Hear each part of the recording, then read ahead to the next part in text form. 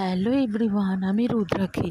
আজকে বাড়িতে বরবটি আর আলুর ঝাল করেছিলাম, তো সেটাই তোমাদের সঙ্গে শেয়ার করছি। তার জন্য আলু, বরবটি আর পেঁয়াজটাকে কেটে নিয়েছি। তো আগে একদিন রান্না করেছিলাম, তো হাজব্যান্ডের এতটাই ভালো লেগেছিলো, দিয়ে ও আবার আমার কাছে আবদার করেছে খাওয়ার জন্য, তাই বানালাম। তার জন্য কড়াইতে দেখো একদম তেলটাকে পুরো ধোয়া উঠিয়ে গরম করে নিয়েছি। তারপরে আলু, বরবটি আর পেঁয়াজটা দিয়ে দিলাম, তার মধ্যে আমি নুন আর হলুদটা দিয়েছি।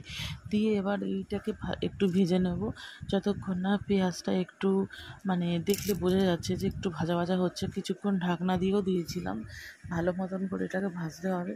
ভাজতে ভাজতে দেখো পেঁয়াজগুলো কিন্তু একদম মজে গেছে এবং জলও বেরিয়ে গেছে, কারণ পেঁয়াজ থেকেও জল বেরিয়েছে অনেকটা।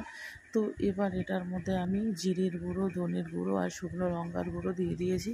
তো এবার এইটা দিয়ে ভালো মতন করে কষাবো, যাতে প্রত্যেকটা আলু, পেঁয়াজ এবং বরবটির মধ্যে মিশে যায়।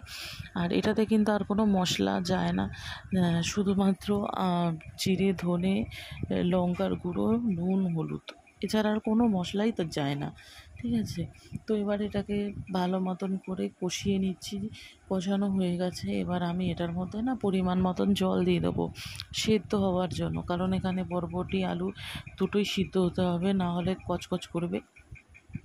আর তারপরে আমি দেখো পরিমাণ মতন পুরো অনেকটাই জল দিয়ে দিয়েছি। তারপর এটা আবার ঢাকনা দিয়ে আটকে দিয়েছিলাম। কিছুক্ষণ পরে ঢাকনা তুলে দেখলাম জলটা এখন অনেকটাই আছে, কিন্তু একটু অল্প সামান্য কমেছে। তারপরে আমি আর একটু ভালো মতন করে নাড়িয়ে দিলাম এবং আলুগুলোও সিদ্ধ হয়ে গেছে, যেহেতু আলুগুলো অনেক পাতলা পাতলা করে কাটা আছে, তো সেই জন্য আলুটা কিন্তু সিদ্ধ হয়ে গেছে। কিন্তু ঝোল যেহেতু অনেক আছে আর চচ্চড়িতে ঝোল থাকে না, সেজন্য এটাকে পুরোটাই আমাকে টানাতে হবে। আর কি জানো তো, এটাতে যদি বড়ি ভাজা দেওয়া যেত না, আরও টেস্টি হতো। আমার বাপের বাড়িতে বড়ি দেয়, কিন্তু আমি এখানে বড়িটা পাইনি হাতের কাছে, সেজন্য দিতে পারিনি। তো তোমাদের সঙ্গে গল্প করতে করতে কিন্তু আমার বরবটি চচ্চড়ি একদমই রেডি হয়ে গেছে। এবার জাস্ট নামিয়ে নিয়ে পরিবেশন করলেই আমার বরবটির চচ্চড়ি হয়ে যাবে। তো তোমরাও বাড়িতে এরকমভাবে একবার রান্না করে খেতে পারো, আশা করি ভালো লাগবে। আর দারুণ লাগে এটা, তোমরা ডাল দিয়েও খেতে পারো বা শুধু ভাত দিয়ে মেখেও খেতে পারো।